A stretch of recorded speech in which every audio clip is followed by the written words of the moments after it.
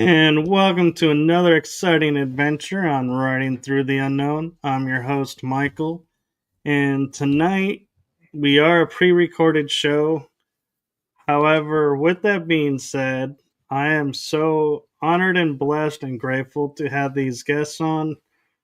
I was in full transparency sharing with one of my guests that I've been thinking about getting him on the show and trying to find the right time, and was surprised to see that he was coming on tonight. And so if I seem a little more excited than normal, it's only because I am so excited to have both of my guests tonight and to share their information with you all. I cannot wait. And so with that being said, I'm going to stop rambling and I'm going to turn it over to my amazing guests, the amazing, super talented, amazing authors, and insightful Trish and Rob MacGregor. By the way, Michael, I love your opening. Thank you. Really beautiful. Did you create that? My cousin actually creates those for me, and I found him doing ads for his mom. So, all right. Okay, well, go ahead, Trish. I'm married to Rob. We've been freelance writers ever since we met, really, which was 40 years ago. Yeah. A long time ago. He was a journalist. I was teaching English to Cuban refugees. This was in 1981. And he came to our school to see if people were really learning English. And we started talking and went out for a drink, and here we are. Yeah. And Trisha's, when I met her, one of the first questions she asked me after I did the interview, and we were just talking a bit, and she says, "So, do you know what synchronicity is?" And I said, "Yeah, I've heard of it." And actually, at the time, I thought of synchronicity as kind of a low-level psychic ability. But since then, and since, getting to know Trish more, I realized that no, it's actually the umbrella of all paranormal types of paranormal. If you have a telepathic or precognitive, it's oftentimes a synchronicity as well. So it kind of fit, all these experiences sort of fit under synchronicity. That's the way we look at it. It's kind of a controversial point of view, but we wrote a book about it, so we have to stand by it. That's what Jung said. Right. Exactly. Are you going to argue with Carl Jung? I don't think so. Yeah. Yeah. So we, when we met, we both wanted to get out of our jobs. I had a terrible editor who, if something was, fairly easy, he would make it fairly hard and then make it really hard, just just out of spite for the most part. And it was just, his name was Chuck, but everybody in the newsroom called him, behind his back, called him Up Chuck, because that's the way he made us feel. And I was looking for a way out, and so I was starting to do some freelance writing to see if I could break out that way. And Trish had, when I met her, she had just finished her 6th unpublished novel, and she handed it to me and asked me if I would read it. And I think you had already had a lot of rejections on that novel, didn't you? 25 or something. Yeah, but she had an agent, which was good, and because when you're unpublished, getting an agent is not that easy. And so I read it and I suggested some changes, some editing, and she rewrote it. And the next one it went out to, it sold. So we were off to a good start. I edited her novel and it sold.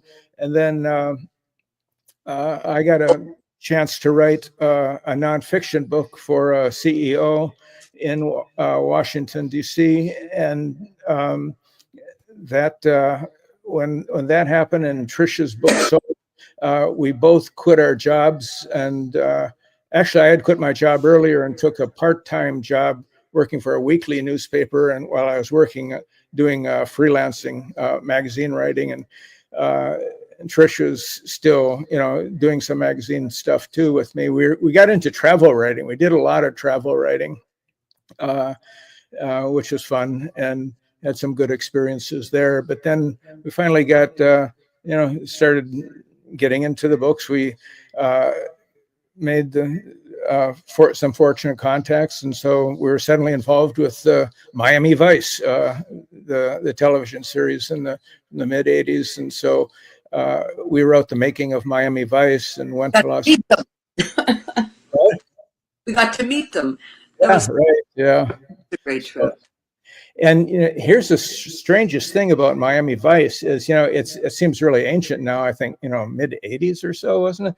And we had those books are still in print, and every month we make like $15-$20 or something. Like I think this month we made $40, $20 a piece. Who's buying these books anyhow? I don't know. They must be on television somewhere, that has some kind of fan base, some secret fan base, because I've never met anybody who watches Miami Vice. Oh, what was interesting about that? The two main characters refused to talk to us. Yeah. So anyway, I can't remember his name. Don Johnson And Michael, I can't remember his last name. And the other guys interviewed us. We had, they were great. Yeah. That helped bolster all the material. Right. Yeah. It was fun doing that. Also got to meet Michael Mann, which was interesting.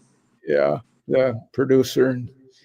Well, they did do a movie for Miami Vice, I think in the 2000s or late 90s. So that might have researched it. And so that's why people are like, ooh, this book is Miami Vice. Let's get the book. Right. Yeah. So did the movie. What, Trish? Did the movie. Jamie Foxx and Colin Farrell, I believe. Oh, okay. Okay, yeah. Okay, that makes. I think we saw it. Yeah. So I actually have an interesting question that I'm not sure either of you have been asked.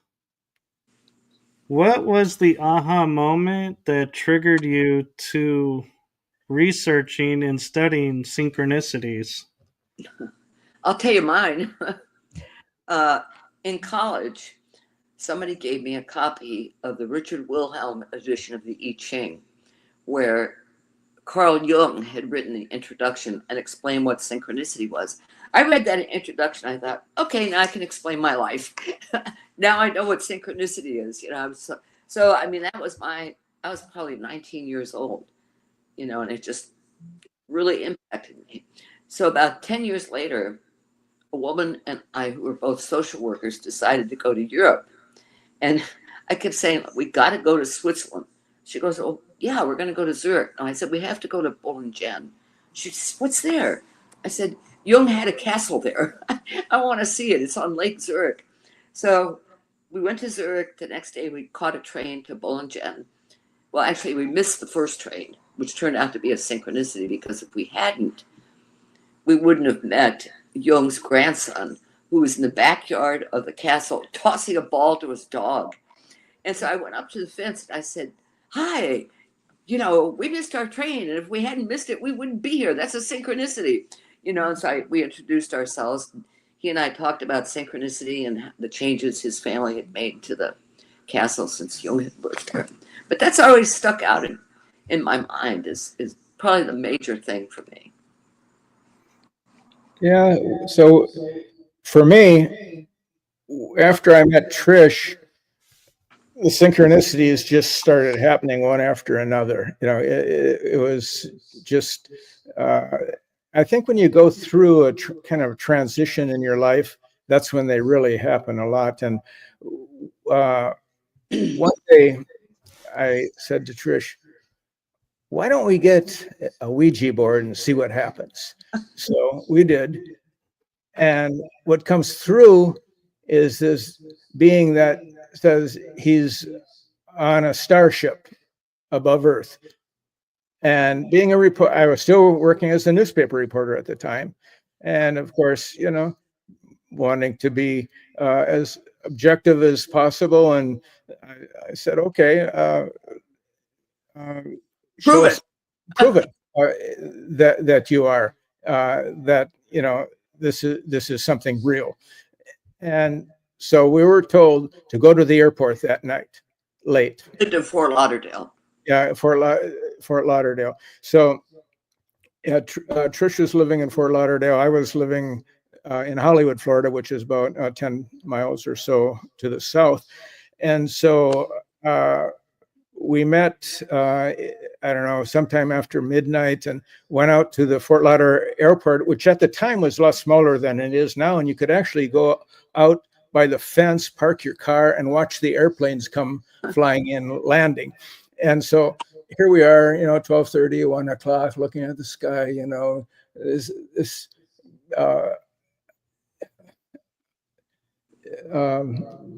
nothing happened.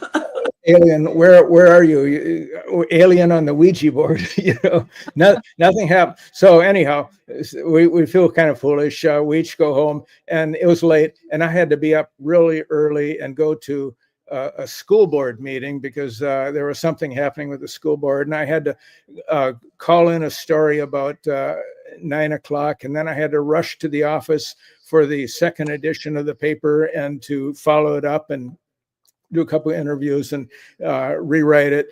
So I do that, and I just finally finish, and I'm kind of exhausted. And I noticed the reporter sitting next to me on the next desk, she had been typing away, and she just finished about the same time. So I looked over at her and said, "What have you been working on?" She said, "Oh, a UFO story. There was the Hollywood police spotted a UFO hovering over the airport." "What airport?" "Perry Airport, the private airport," which was close to where I lived.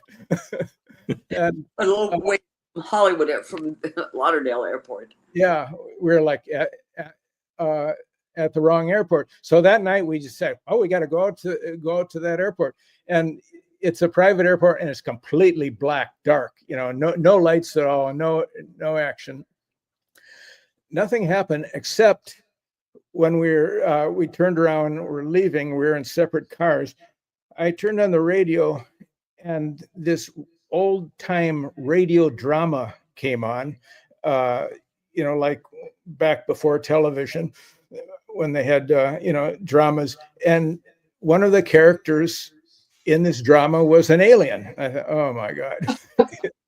It was like one thing after another. So, even though we never saw a UFO, it was still, and that reporter's story was on the front page of the paper that day, on the bottom, across the bottom of the page, UFOs at airports. I say, yeah, wrong airport. But of course I couldn't explain that I was supposed to be there. I talked to a Ouija board. That wouldn't go over in the newsroom very well at all. No, I think there'd be a lot of questions coming up from that story. Yeah. He left shortly after that. Yeah. I was on my last legs in that job. I was, because I was starting to sell magazine articles, and and Trish and I decided we would write a book together, and it was going to be a book on synchronicity. And we tried to do it, but we just didn't have the ability at that time to do that kind of book, a nonfiction book. But years later, we followed up, and we did that book, and 7 Secrets of Synchronicity. That was our first one we did together. So, but as a result of the magazine writing, we got to write for Omni magazine, which at the time had a red section where it was all about the paranormal and UFOs. So they said, this Pamela Weintraub was our editor. She called one day and said, "Hey, you guys want to go to a UFO conference in Hollywood?" "Sure, send us." Okay, so she sent us. We went as representatives of the magazine. Like Robert was telling you earlier, there were only about 50 people there. One of them was Bud Hopkins, and the other one was Betty Hill. And while we were talking to Bud, he's a very interesting man. He said, "Yeah, I know this guy who's a famous writer who has had all these experiences, and he's writing a book that it's gonna come out next year, and it's gonna be a credible bestseller." Well, it turned out to be Whitley Strieber. And About a year later, we walked into I guess it wasn't a Barnes and Noble, it was a Walden's, and there's Strieber's Communion stacked high with that face of the aliens in front. I thought, that's the book that Bud was talking about. Yeah, and he also went on a couple of radio shows with a Miami station, and they were doing call-ins for people who were have had any kind of abduction experiences, and one person really stood out to him, and he decided he wanted to go meet her, but he didn't have a car. He just took a taxi from the airport, and so we said, we'll drive you up there. But then he got kind of, so we did that, but oddly, he was a little paranoid and thinking that it was very strange that we just showed up and offered a ride, and he's thinking that we might be some kind of agents that are spying on him. I said, look, our car is old, the air conditioning doesn't work. I think the agents would have better vehicles than this thing. So he said, yeah, I guess not.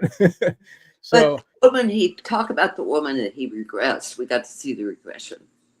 Yeah, so we went up to Lake Worth, Florida, and so her husband was a strange guy. He was a big guy, long flowing white hair, beard, Black. and all black clothes, and he had a gold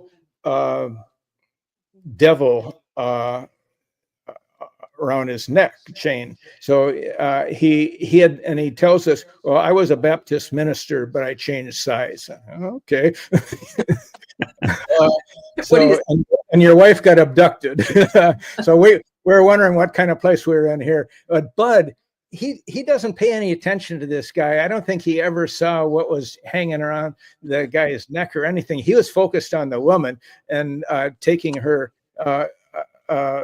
back through her experience. He regressed her, and she describes describe the Christmas tree. Describe the Christmas tree. Oh yeah, I'll get there. Yeah. Right. So the beings came into her bedroom. There were 3 of them, and they walked her down the hall and right through the wall of the house, as if it wasn't even a wall, and into their backyard. And there was like a beam of light in the backyard, she described, and they went into this beam, and then they were lifting up to the craft. And as they're going up, so she was living where she lived at the time was very close to the National Enquirer, which was about the only newspaper magazine that was writing about UFOs and aliens. And each Christmas they had a huge Christmas tree, and they had a train and some, they had a lot of property, and a lot of people came there for their Christmas stuff. And so she points to the Christmas tree, this huge Christmas tree as they're going up, and Bud asks, what was their reaction? And she's like in a trance that they're not impressed. Then she's up in the craft, and goes through the typical scenario of removing the clothes and probing and all of that. That so many other people have also described.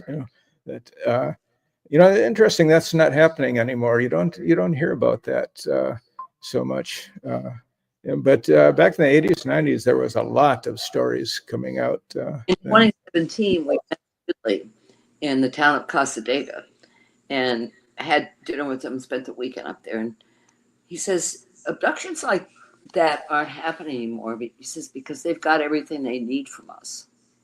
I thought, well, that's interesting. Apparently, they got enough whatever to make children, whatever they do. There's somebody you should have on your show, Michael, named Dolly Safran. She is the wife of Preston Dennett. You may have heard of him. He's written a lot of books, probably more books about UFOs and aliens than anybody. And he's a good interview too. But Dolly is an experiencer who claims that they showed her how to run the crafts, and that she was actually an intermediary between the beings and the people being abducted. And she talks was abducted at the age of 10 months when she was in her crib. Yeah, the first time. So I remember. I remember 10 months. I mean, if you interview with her and talk to her for an hour, it's like you enter another world. Is this the same world I live in? Because it's very different. Well, talking about synchronicity, I have had Preston on my show twice. Okay. And I'm friends with Dolly, and I keep meaning to reach out to her, and then like something comes up, but I never put together that the two were a couple. Yeah, they are. Yeah, the same. And what was the name of their book? He wrote a book about her. I think was it Symmetry? His latest book. Symmetry was the name of the book. Yeah, and that's about Dolly. That's about Dolly. Yeah, and yeah, so it's you should. So you've had we've had Preston a number of times on our podcast too. He's a good guy, and but Dolly is something else. I just made a note to reach out to her. Yeah, great. Yeah, she'll like that. About all her, she has had some incredible experiences. Sometimes she'll call me and she'll go, "Well, what are you doing?" I said, "Well, I'm writing like I usually am," and then she just goes off and starts talking about different things she's observed and whatever, what's happened to her and where she impressed her going next. And it's fascinating. I'm not a judge of whether or not what she's saying actually happened, but who am I to question her? It's her experience. Right. Yeah.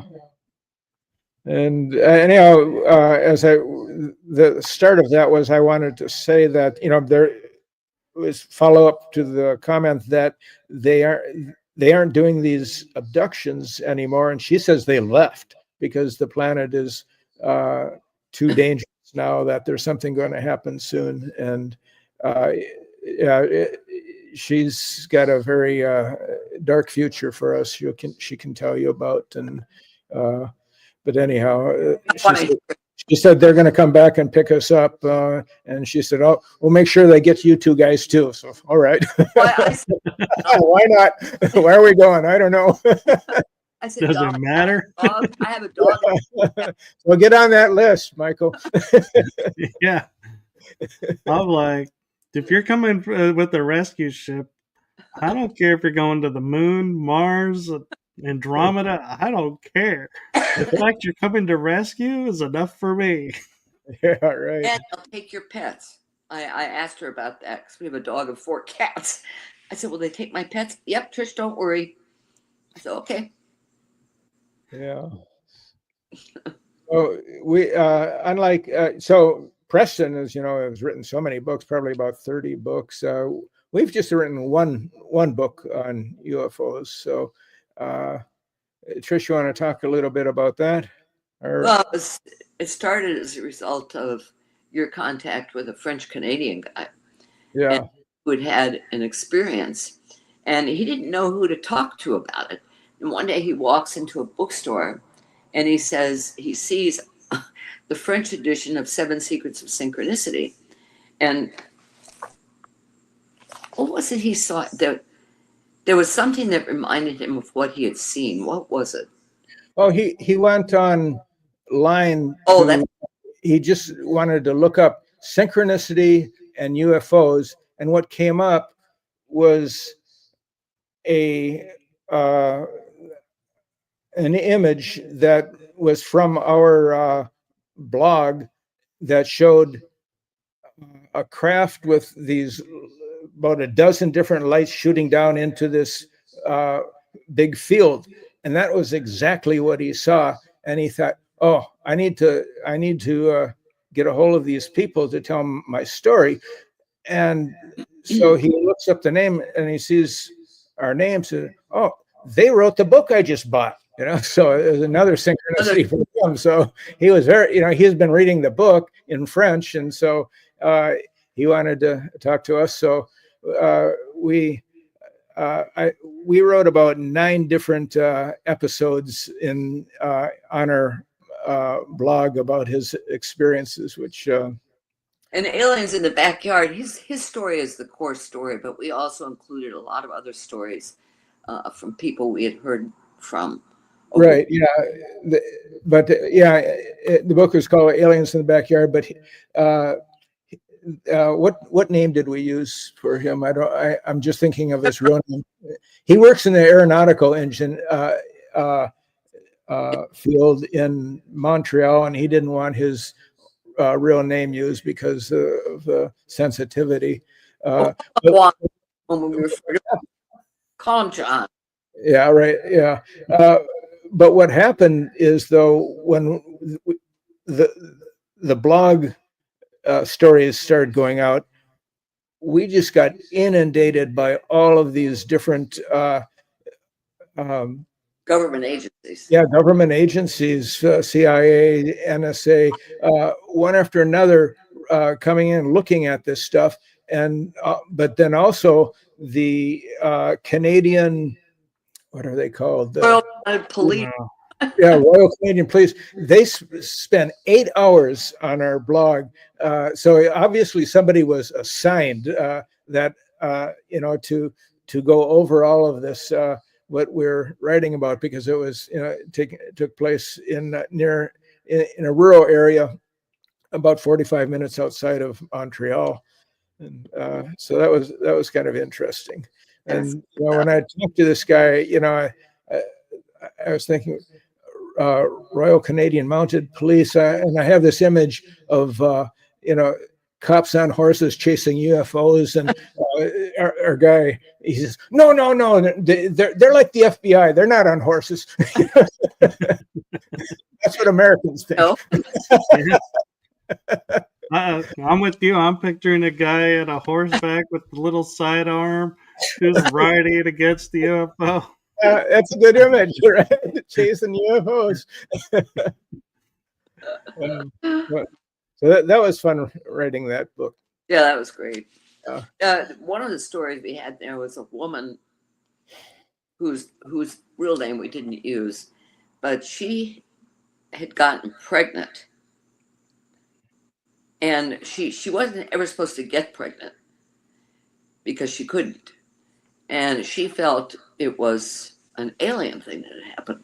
So she was on her way to, and because she was high risk, she was on her way, I think, to Vermont or somewhere where she had to cross a lake.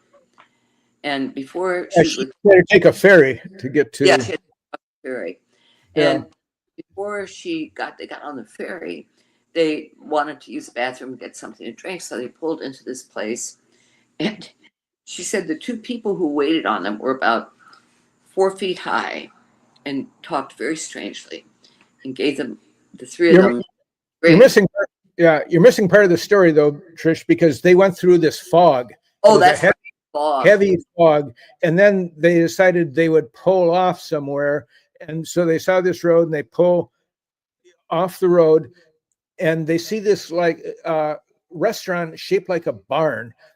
And so they go inside, and there's these 2 people, and there's nobody else in there, these 2 little people, and they give them some kind of drink that is very sweet. Very sweet, and they've never tasted anything like it before. And then the next thing they know, like 3 hours have passed, and they're at the ferry, and they don't even remember how they got to the ferry from that. So she's very confused. And they see the doctor, and the doctor says, examiner said, "You're not pregnant." And she said she knows she was pregnant. They had all the period that they removed the baby. Yeah, she thinks that they took the baby during that time. But anyhow, so when they went back, she wanted to go back to that restaurant, and they couldn't find it. They said they found the road because they knew where it was. What was the name of that town? It was near that prison. Yeah. I can't think of the name of the prison either. But so they found the road, but there's no restaurant, there's no barn there. So it could have been a craft, in disguise. So that was a good story in the book too. So I'm curious between each of you, without giving away too much, because I'd really like for everyone to buy the book and read the book. What is, of the 7 synchronicities that you write about, which one is your favorite? For me, I think it's the creative. The 7 types of synchronicity. There's the knowing, the heart, the theory, the creative, clusters, tricksters, the global too. Creative. Because what I've discovered, I read a lot of novels, and what I've discovered is that when writers are in that state, where they're creating, especially novelists, they do kind of enter into altered states and they can sometimes end up writing about the future and they're not even aware of that. Yeah, there's a couple of stories that are really impressive. You may have heard this about the Titanic and Titan, a book called Titan by Morgan Robertson was published in 1898, and it was about a brand new ocean liner that goes into the North Atlantic. It's about 400 miles from Newfoundland, and it runs into an iceberg on the starboard side and sinks, and they don't have enough lifeboats, and a lot of people die. Well, 14 years later, 1912, the very same thing happens. It's not called the Titan, it's called the Titanic. It's 400 miles from Newfoundland. It's struck by an iceberg on the starboard side. It's both in the story, the novel, and in real life. It happened in April, and and both had inadequate lifeboats. So a lot of people died. I think more people died in the novel, actually, because I think there was over 100 people that survived the Titanic. So that's how this writer tuned into that story. It's just what Trish is talking about. You just get into mode when you're focused, and where that story came from, how it came to him. So I consider that to be that's both a global synchronicity, because the Titanic is a global event that here decades and decades later, people still talk about it, and they actually go down and visit the remains of the Titanic. But it's a global, and it's also part of the creative secret of synchronicity. I'd like to tell one more story, because this is a good one. This is about a novel, actually the only novel ever written by Edgar Allan Poe. We know. Oh, it's a good one. Edgar Allan Poe is the most famous American writer, but he actually only wrote one novel. He was a short story writer. So he wrote this novel called Narrative of Arthur Gordon Pym, and it was published in either 1837 or 1838. And in this novel, there's a shipwreck. There are 4 survivors, and one of the survivors is a 16-year-old cabin boy, and his name is Richard Parker in the novel. And they all draw straws or whatever, to whoever has the shortest one. I don't know if they had straws, whatever it was. Whoever had the shortest piece was going to be eaten. And Richard Parker, the kid, was cannibalized by the other three who survived in the novel. Okay, so 47 years later, the same thing happens. Four survivors of a shipwreck. There's a cabin boy. He was 17. His name is Richard Parker, the same name as the cabin boy in the novel. In the story, there, as it was later related by the survivors, who were rescued, by the way, by a ship called Montezuma. And Montezuma, they were into cannibalism too, the Aztecs. They said that they were going to do something to pick who is going to be the one who is going to die and be eaten.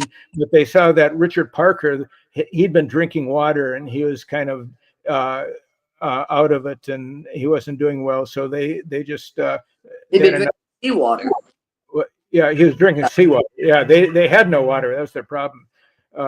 They had caught a tortoise, and they had been eating the remains of the tortoise as long as they could. Then they were out. I don't know how many days, how many weeks before they were found, but they were after the tortoise. It was all Richard Parker after that, so that's a pretty incredible synchronicity. But there's really more to it, because another writer knew about this story, Jan Martel, and he wrote The Life of Pi, and it was about being out on a raft with a Bengal tiger, who Martel named the Bengal tiger Richard Parker. And so he knew about that story about Poe and the true story of the Richard Parker. But he said he also heard about another case that happened in 1846, which is just 9 years after Poe's story. And it was a ship called the Francis Spaight, I think, Speight, where the ship broke down and was disabled, and so they didn't have any food, and people were dying, and cannibalism was going on. And one of the people who died was named Richard Parker. So there's three Richard Parkers that have been cannibalized. Don't ever kid Richard Parker. Yeah. So, but there's one other aspect about the story I want to mention is how it wasn't until 1973 that anybody knew about this connection, this Richard Parker connection with the real Richard Parker from 47 years after Poe's novel. I think it was 1884 was a ship called the Minaret that left out of England that Richard Parker was a cabin boy on. So how this story became knowledgeable in the public was that a parapsychologist named Arthur Kessler, he asked, I don't know where it was in a newspaper, I think in the London Times maybe, or the New York Times. He asked for people to send him real striking, unusual coincidences, and because he was writing a book about coincidences, and he wanted, and he offered something like $500 for the best one. And a 12-year-old boy named Nigel Parker, he knew that story about his relative who had died, and so he wrote to Arthur Kessler, and his story won. And he won the prize, and that's how and Kessler called that the world's best synchronicity that he had ever encountered, or coincidence. So that was how it became known from little Nigel. And oddly enough, we were writing about this on our blog, and I noticed I have a lot of books on paranormal and psychic abilities, and I noticed I had a book by Nigel Parker, and I looked, and it's the same guy. Now he's an adult, and so I contacted him through email, and so we had a conversation.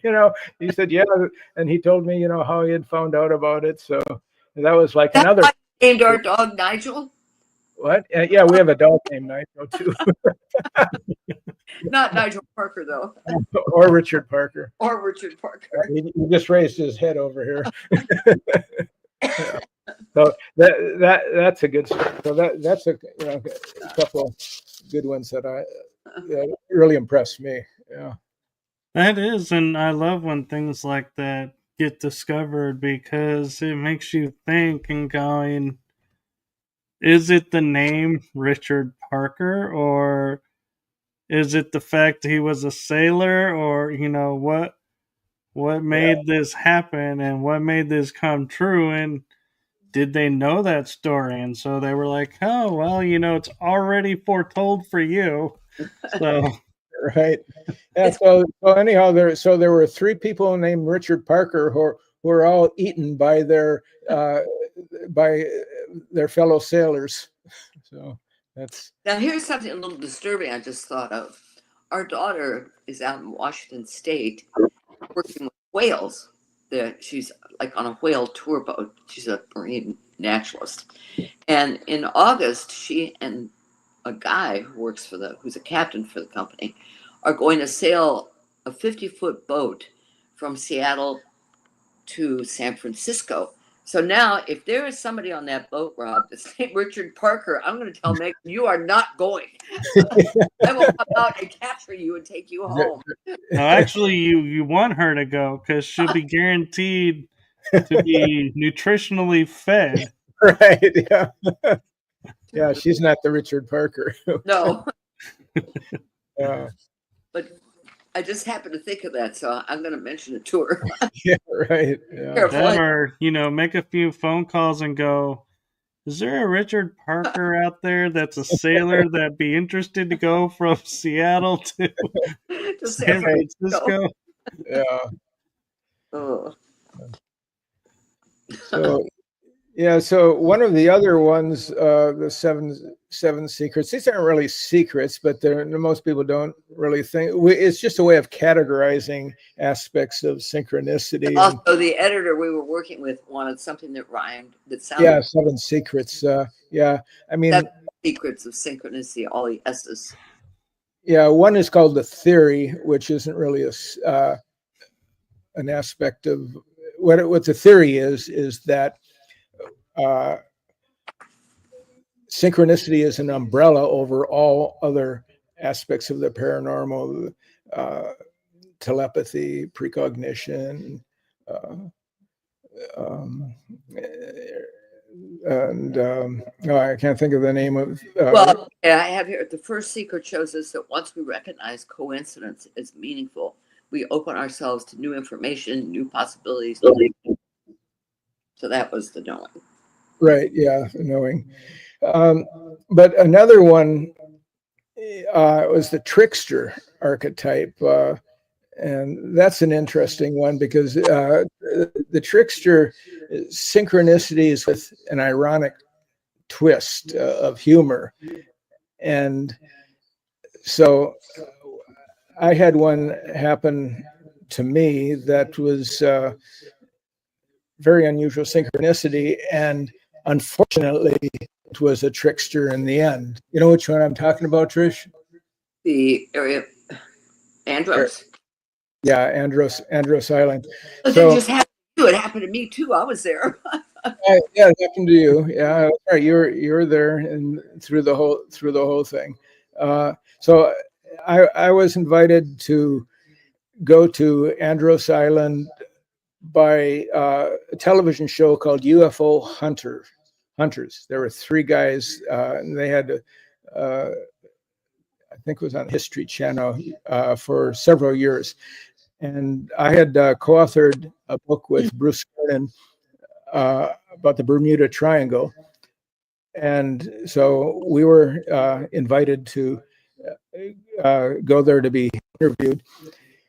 And we flew over in Bruce's plane. He flew yeah. us. So the book we wrote, the first book is called The Fog, and it's really about Bruce's story.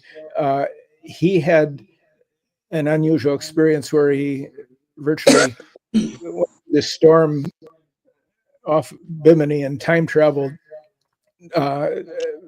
arriving in Miami Beach suddenly, very quickly, and had like 19 gallons of too much fuel. And there's a whole story with the instruments spinning around, and in a detailed story from leaving from Andros Island. So that's why the UFO hunters wanted to talk to us. And one of the things they wanted to do was to interview the commander of the base there. There's a secret Navy base, so-called secret Navy. It's the island's employer. It can't be that secret. Uh-oh. Rob disappeared. So why don't you share your part of this, and then when he comes back, we'll catch him up. Well, what happened was Bruce and Rob went up to the gate of this naval base, this secret naval base. And all of a sudden, these two vehicles came in like this, so that they were nose to nose, blocking his way and Bruce's. I was just standing back watching all this. I thought, oh, this doesn't look good. And then I think there was a helicopter that came in overhead also. And they said, okay, they don't want to talk to us. So this was one of the UFO hunter guys who said this. He says, maybe we should just go back, to the restaurant or whatever. So everybody left.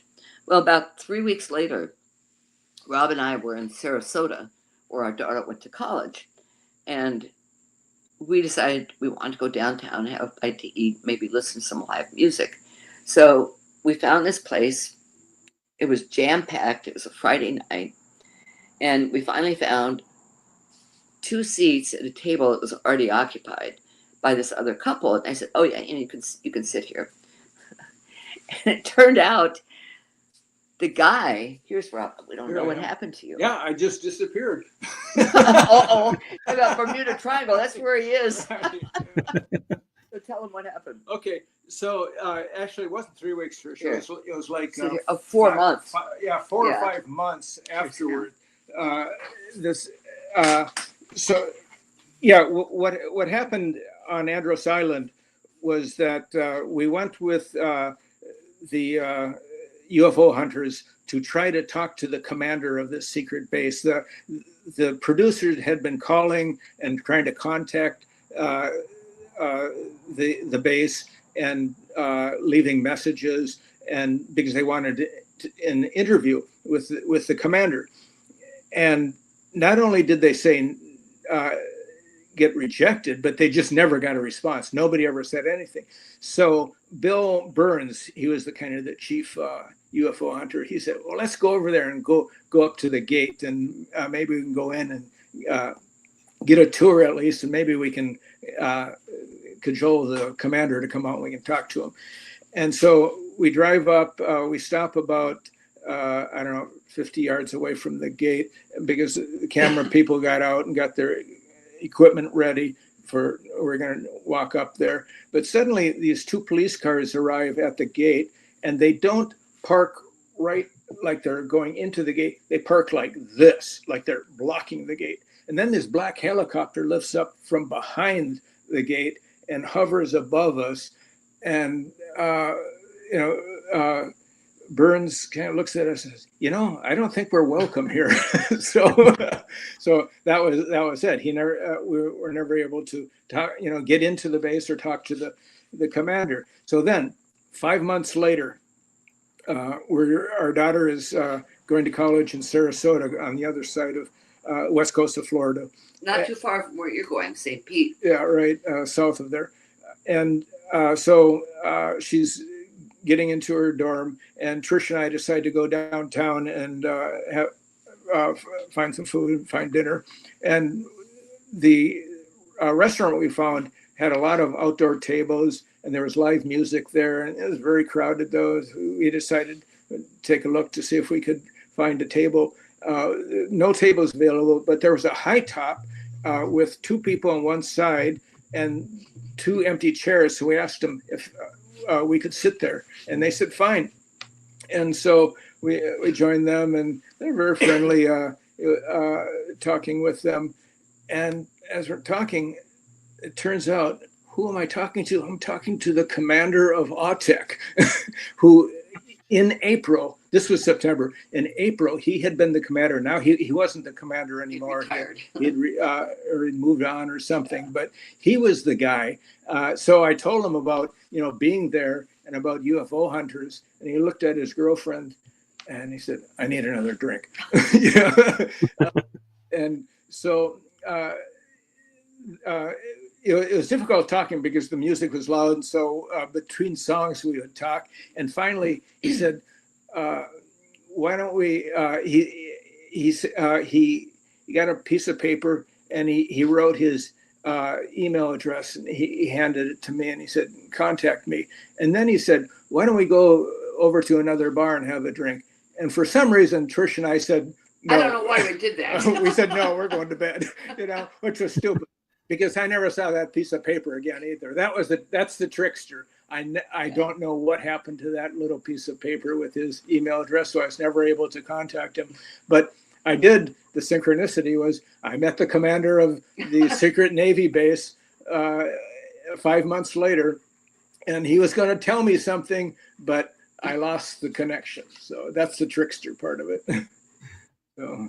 Yeah, and it almost is like, I would say, did you lose it, or was it meant to be lost? Because you could have gone, but as you were saying, you were tired. So would you really have retained the information and had a great conversation about it? Or would you have been like, what did he say? And so probably for the better, because you probably wouldn't have had your best conversation with them.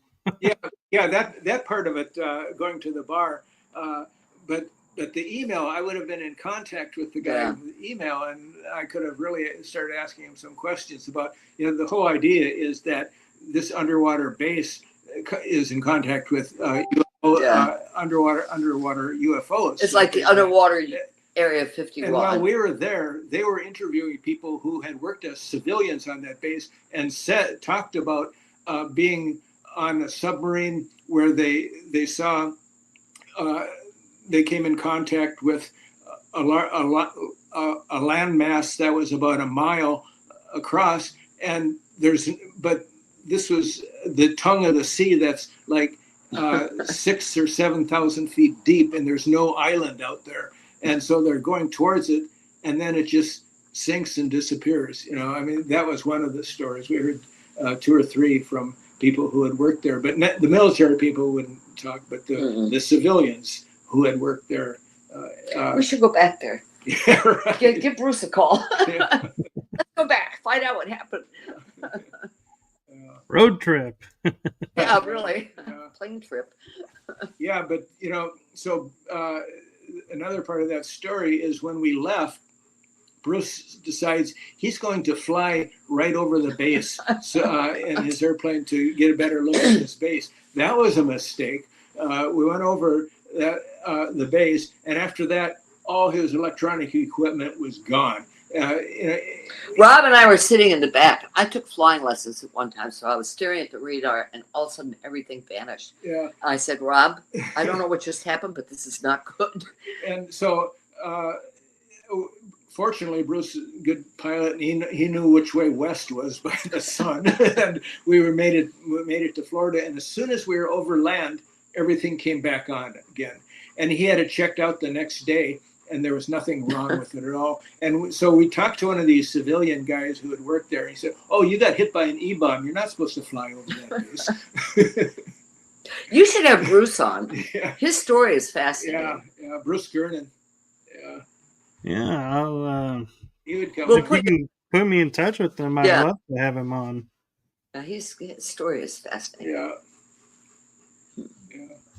Yeah. And so Bruce, if I'm remembering right, is the one who flew over and got caught in the time tunnel. Yeah. And Right. Yeah. Okay. If you've watched any documentaries on the Bermuda Triangle, you've probably seen Bruce because he's been on them, and he's usually at the end because he's got the best story, and he's like the living person who has survived the Bermuda Triangle.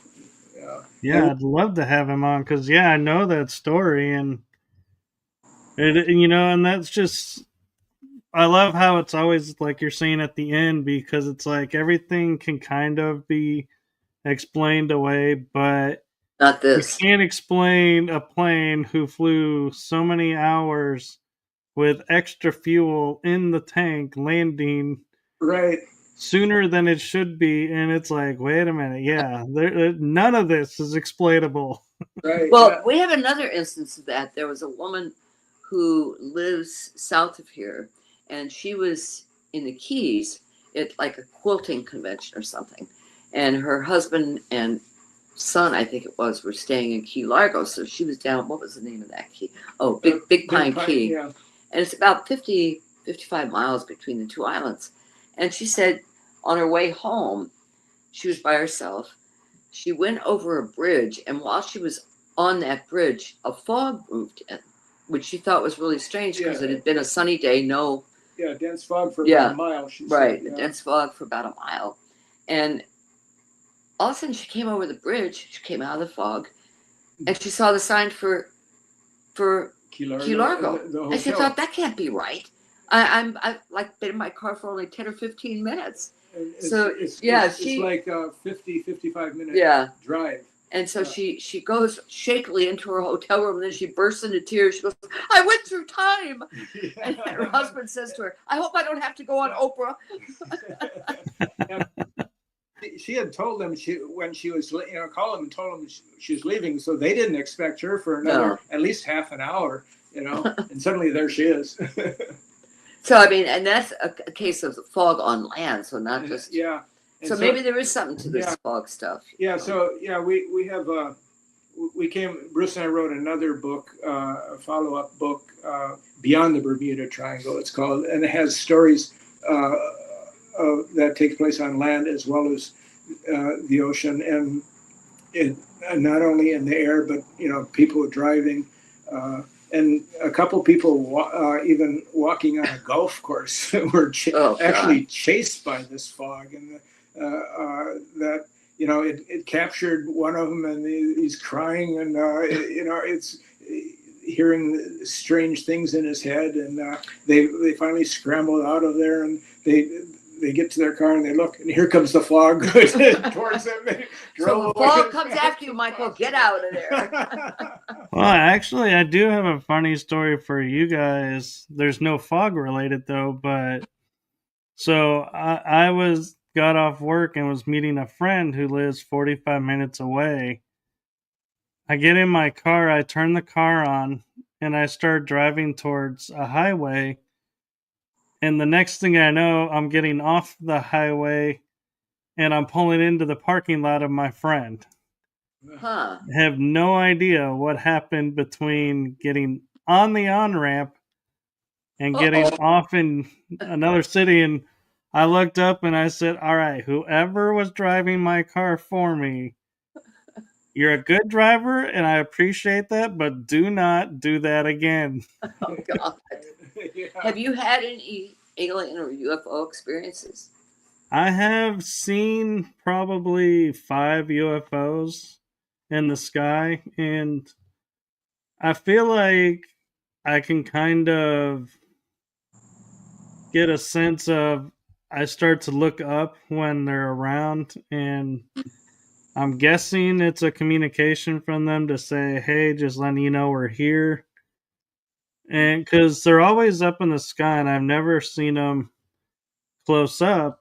But one night, it was really interesting. Is I was at my mom's house, and I was talking with my parents, and I went outside for something, and I look over towards my house, and there's a single cloud above my house. And all of a sudden, I see yellow and red bursts. Huh. And I'm like, those look like impact bursts. That's not ball lightning. And there's only one cloud. And so I go to get my mom, and I said, "Hey, Mom, you want to see a UFO battle?" And she goes, "What do you mean?" I said, "Come check this out." When we go outside and we're watching this, and I'm like, "Yeah." And in my mind, I'm like, "Yeah, there's this space battle happening above my house." And then my thought goes to, please, dear God, if one of these UFOs gets destroyed, have it disintegrate before it reaches my house. I don't think I can explain to the insurance company a unidentified flying object hit my house. Good point. That would be, yeah. But yeah, and the funny thing is now is everybody goes, "Oh, so you filmed it, right? Being a paranormal investigator and everything." And I said, "Nope. Never thought to get my phone out of my pocket and film it." Next time. Yeah, that's the same thing that happened with us. Remember that time we went to Barnes and Yeah. Noble? Went to Barnes and Noble, and it just happens that I saw a UFO book there that I'd never seen before, and so I bought it. And we walk outside into the parking lot, and there's this light up above us. I don't know, it's not very far up above. Maybe 300 feet, very bright.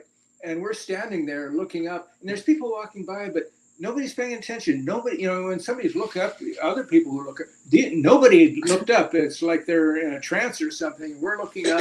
They're just, nobody seems to notice this.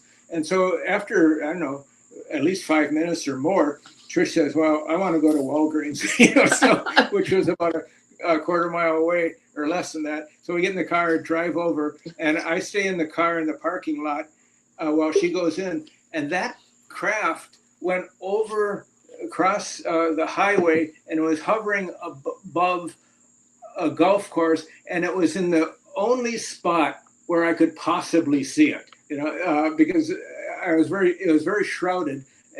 But there was this one window, and there it was again. It was like, hello. You didn't get away from me. You didn't videotape it. No.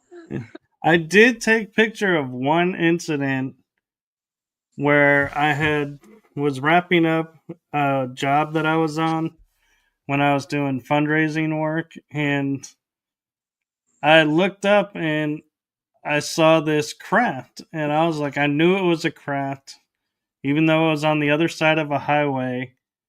And I go in and I'm breaking down my equipment and putting it in my car. Then I go to check out. And when I come back out, it's still there. So I'm like, I'm going to take a photograph. So I took 3 photos. And in these photos, the object has never moved. And it's above the light posts and the tree level. And it just hovers.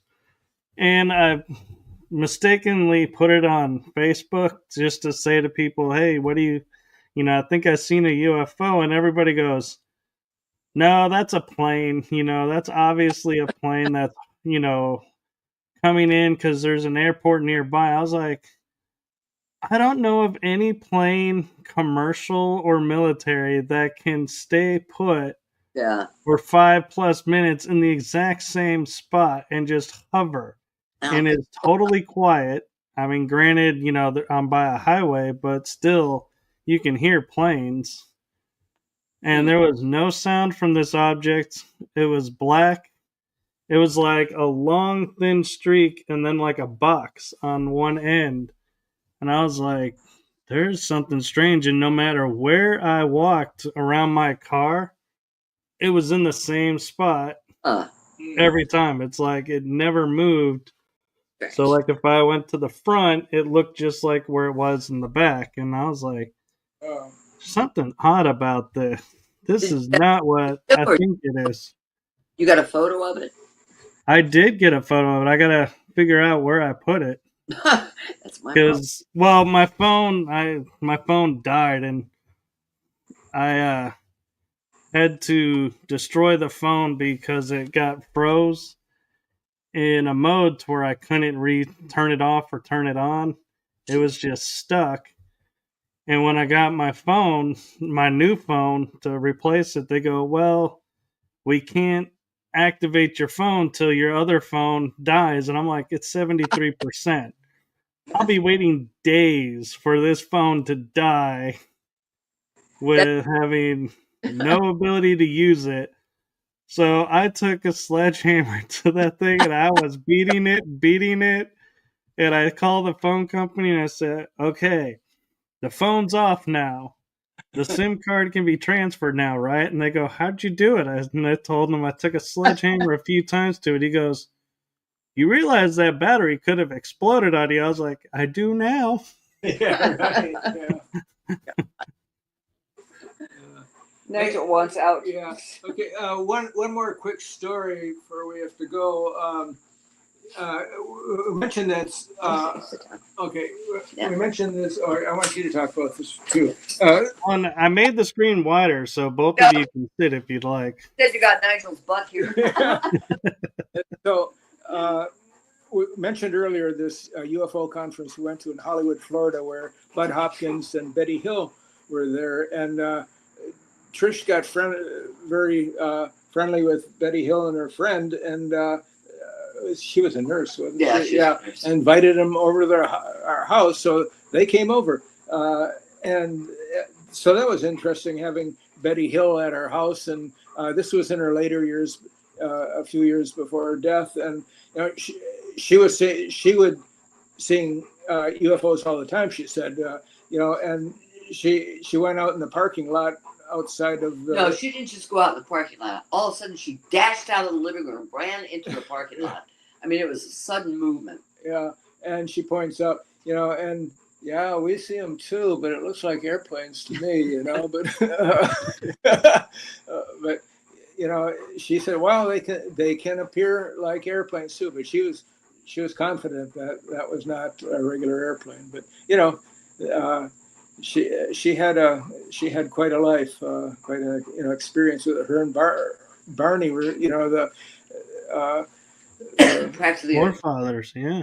The ones who came out first, with their story, and they were both involved in the civil rights, and they didn't want to talk about UFOs and being abducted, but they did finally, Yeah. So. And, real quick, I'll say that one thing that a friend of mine in Canada taught me was when you're looking up and you think, you're looking at a star or something, take your phone, film it, and take a few photos, and you'll notice if it's staying steady, then it's a star. But if it starts morphing in the camera, then you've got a UFO. Oh, yeah. They call them light ships in Canada. Yeah. Well, Michael, it's been great talking to you. Yeah, and I can't wait on our podcast, the 18th. Right? Yes, and so I am been asked to be on their show, and so that's why we're pre-recording this episode, because as this one's airing, I will be on their show. Oh, that's good. So synchronicity right there. You're right, yeah. Now we have a cat in here. Yeah, great talking to you, Mike. Yeah, this is fun. Yes. Much. It was a pleasure having you both on, and we'll have to get you guys back on again, and hopefully both screens will stay working, or we'll have a chair for one of you there. Yeah, Well, thank you again. This is so much fun. Yes. Nice. And I'm looking forward to being on your show. 18th. Let's see what's today. Yes. Oh, that's less than 2 weeks. Yes. Okay, good. I'll send you a link. Actually, our producer will send the link. Well, I appreciate it, and I appreciate your guys' time, and thank you for doing this, and Thank you.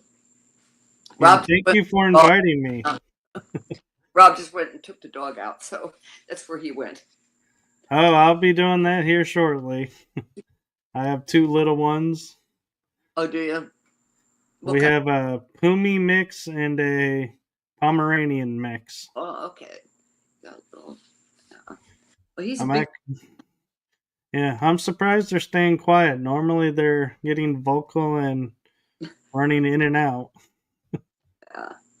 Well, thank you again. This is great. Really appreciate it. Yes.